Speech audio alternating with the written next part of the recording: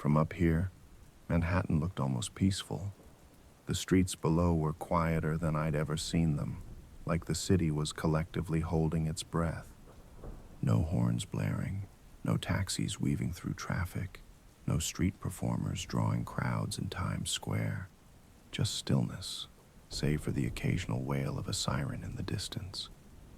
But I knew better than to believe in peace.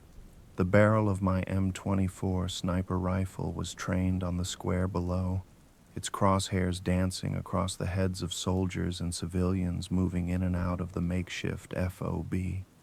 My spotter, Morales, sat to my left, radio pressed to his ear. He glanced at me and muttered, "More chatter about outbreaks in Queens and Brooklyn. They're saying it's getting worse." I didn't respond right away.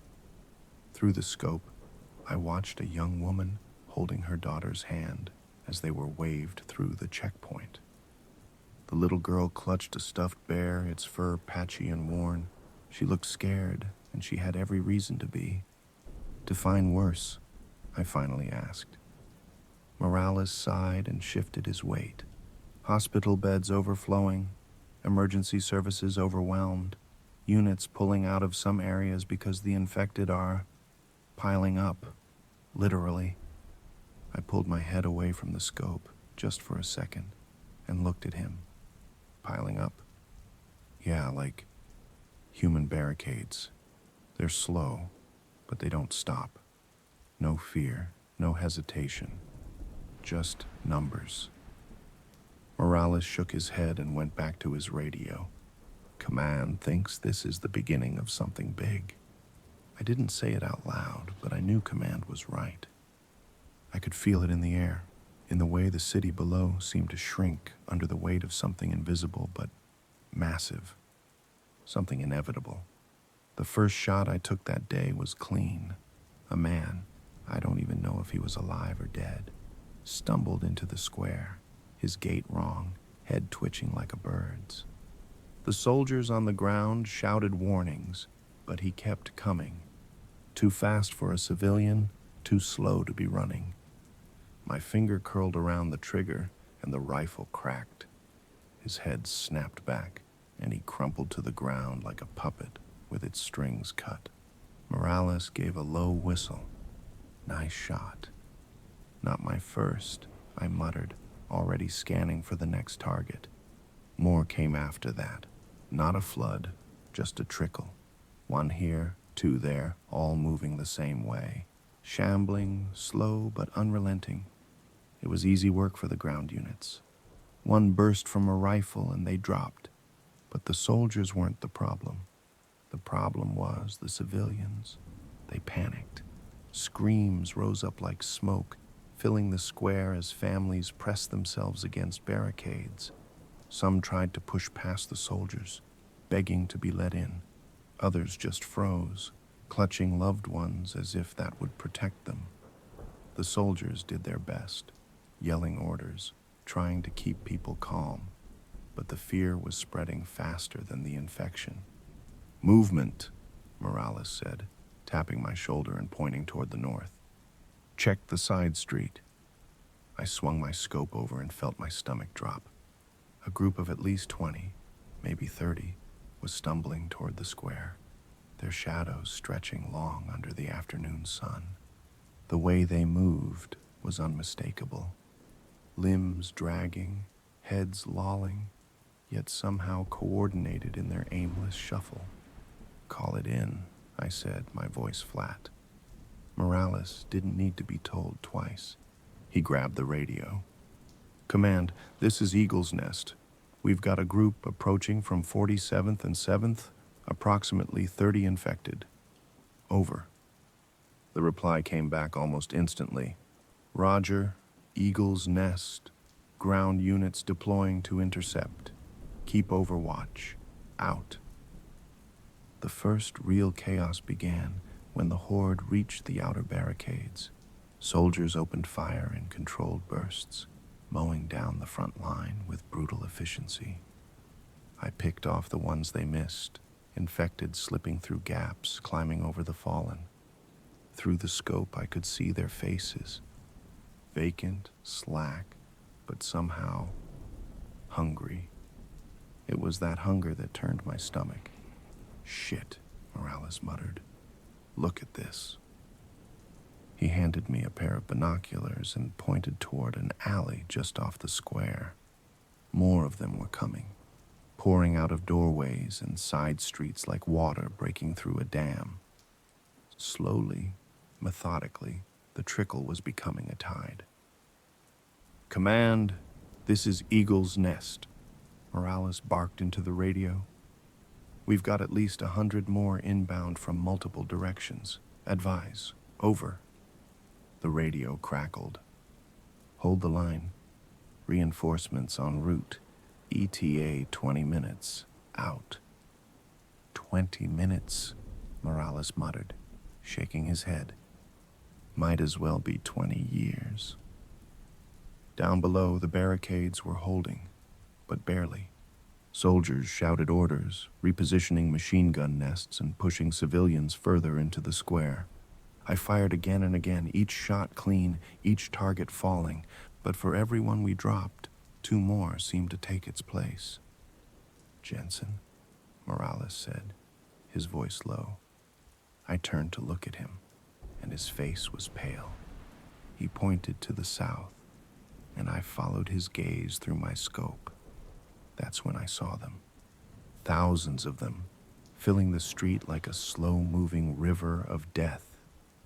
They shuffled forward in eerie silence, broken only by the occasional moan. A sea of bodies, stretching as far as I could see. Morales let out a shaky breath. This isn't an outbreak, it's an invasion. And just like that, the city wasn't quiet anymore. The first thing I felt was the vibration, the low, bone-deep thrum of 1,000 feet pounding concrete, 1,000 moans carried on the wind. It started as a whisper, barely audible over the gunfire, but it grew louder, stronger, until it swallowed everything else. I adjusted my scope and stared down into hell. They were everywhere, thousands of them.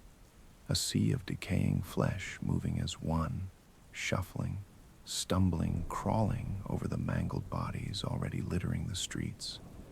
Limbs bent at unnatural angles, faces frozen in grotesque masks of slack-jawed hunger. Blood dripped from their mouths, some smeared across their torsos, their hands. A few still had chunks of something dangling from their teeth. "God damn," Morales muttered.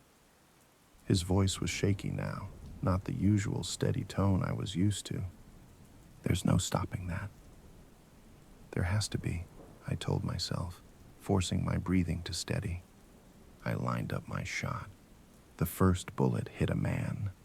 No, a thing, whose intestines were dragging on the pavement like grotesque streamers. The round punched through his skull, spraying dark, rotting matter onto the asphalt.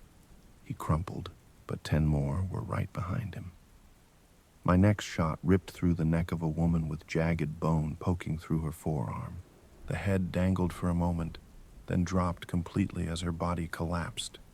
Down below, the FOB was chaos incarnate. Machine guns rattled, their barrels glowing red-hot as soldiers poured lead into the advancing swarm. Shell casings spilled onto the pavement in glittering streams, catching the sunlight as explosions ripped through the horde. A Humvee-mounted 50 cal tore through the undead like they were paper, limbs and heads flying in every direction. But for every zombie that fell, 5 more surged forward. The numbers didn't make sense. It was like they were coming out of the walls. I shifted my aim to a cluster of soldiers caught in the open. One of them had slipped on the slick of gore coating the street. He screamed, clawing at the air as a wave of hands dragged him down. His helmet rolled free, bouncing like a toy as they tore into him. Teeth sank into his throat, his shoulder, his stomach. The scream cut off, replaced by the wet, nauseating sound of flesh being ripped apart. "Jensen," Morales snapped, jerking me back. They're breaching the barricades on the east side. Focus fire. I swung the scope and found the breach. It was bad. A section of the barricade had collapsed under the sheer weight of bodies. Zombies were pouring through, slow but unstoppable, dragging soldiers into the ground. One man swung his rifle like a club, screaming as he bashed in skulls. Blood sprayed in arcs, painting the side of a transport truck. Another soldier had resorted to a combat knife, stabbing over and over into the chest of a corpse that didn't seem to care. "Command," Morales barked into the radio. "Eagle's Nest to command. We need immediate reinforcements. The east barricade is compromised. Over." No response, just static. On the ground, the Humvees were holding their own, but just barely. One of them plowed through the Horde, its reinforced grill turning bodies into mangled heaps of bone and flesh. The smell was something I'd never forget. Burnt rubber, gasoline, and the metallic tang of blood that seemed to stick to the back of my throat.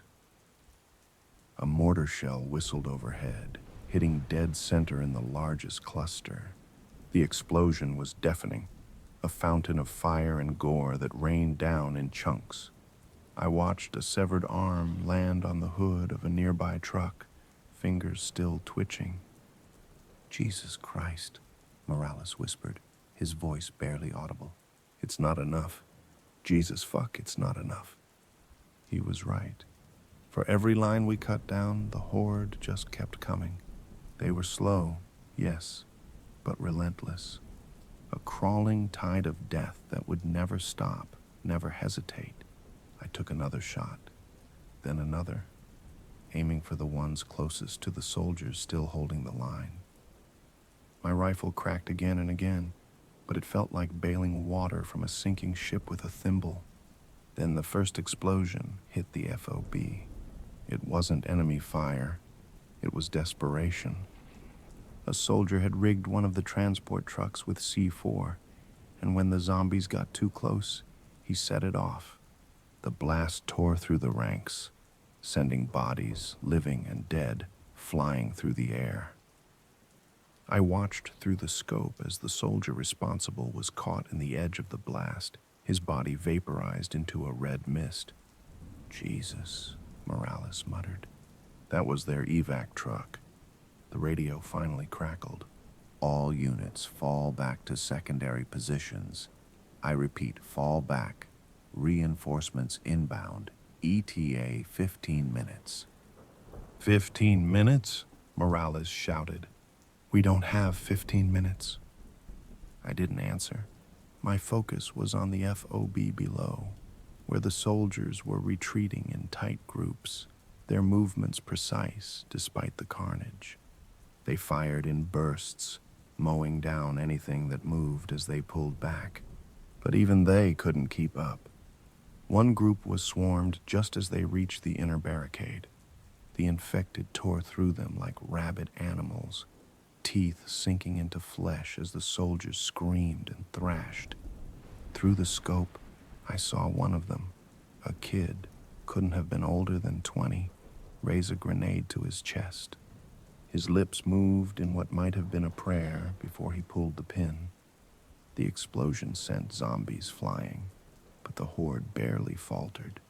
The final image that burned into my mind was this: Times Square, drowning in the dead. Bodies piled high, blood pooling in the cracks of the pavement, and the living fighting a battle they couldn't win.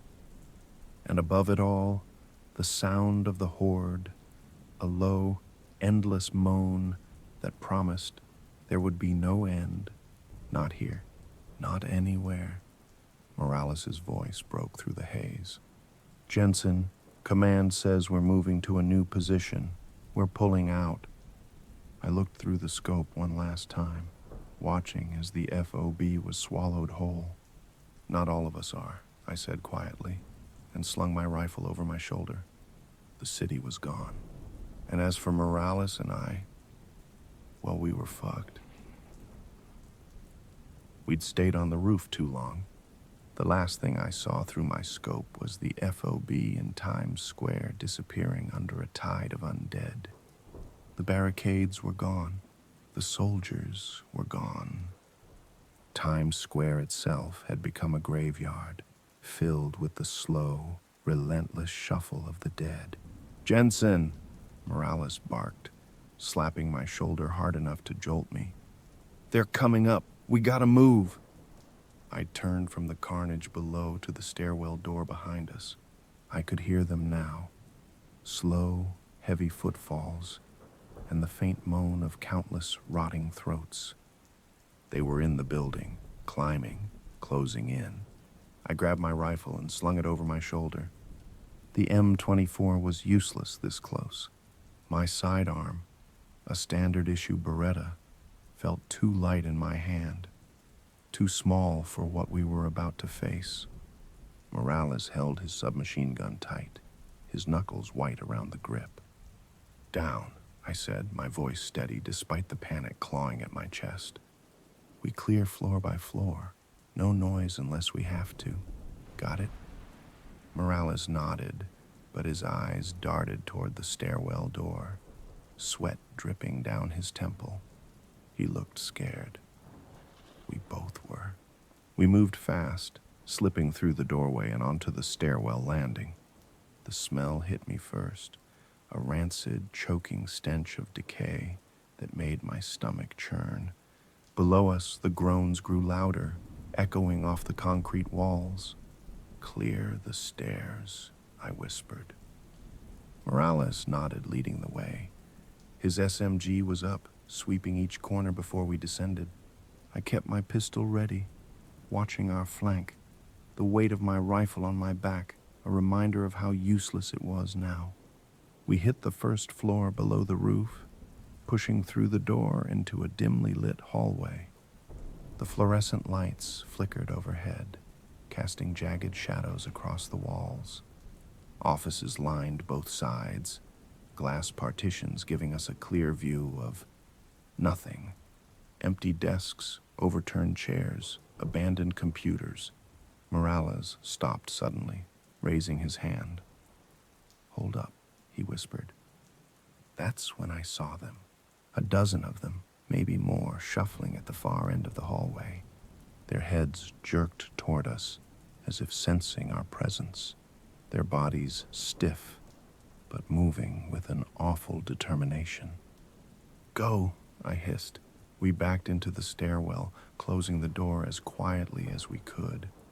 The groans on the other side grew louder. I could see the door handle twitch as something pressed against it. The next few floors were worse. The undead were everywhere now, some slamming against locked doors, others clawing at the walls like they could smell us through the concrete. At one point, we turned a corner and nearly ran into a group of them. Morales opened fire, his SMG chattering in the confined space. The bullets tore through them, shattering skulls and ripping into torsos, but the noise was deafening. It echoed up and down the stairwell like a dinner bell. "You're gonna bring them all down on us," I snapped, firing my pistol into the chest of the last one. "They're already coming," Morales shouted back, reloading. He was right. The groans were everywhere now, above us, below us, behind the walls. The stairwell wasn't safe anymore. We hit the 12th floor before it all went to hell. The hallway was packed with the dead, their bloated bodies pressing against the walls as they shuffled toward us. "Back!" Morales yelled, spraying into the crowd. I fired beside him, each shot punching a hole into the mass of rotting flesh, but it wasn't enough. They were too close. Morales turned to retreat, and that's when it happened.